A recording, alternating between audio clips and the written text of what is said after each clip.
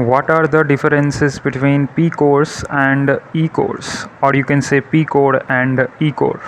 Number one point we are going to focus on is the primary purpose. So Pcore primary purpose is to optimize for maximum performance and speed, whereas Ecore's primary purpose is to designed for energy efficiency and handling background tasks.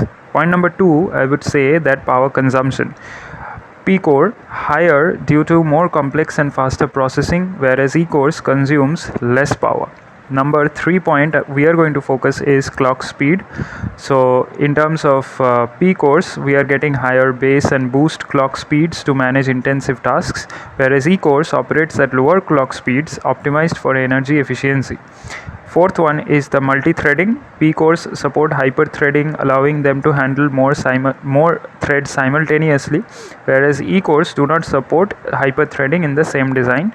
So the last point that I'm going to tell is the typical usage. So heavy workloads and complex calculations can be done by the physical cores, that is the Pcores, and in terms of efficiency cores, that is the Ecores, always on services, multitasking and energy saving operations.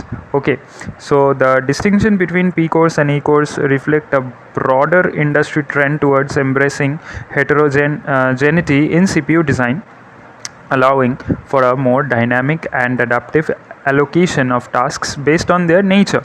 This aims to give users the best balance between power and performance in various computing scenarios.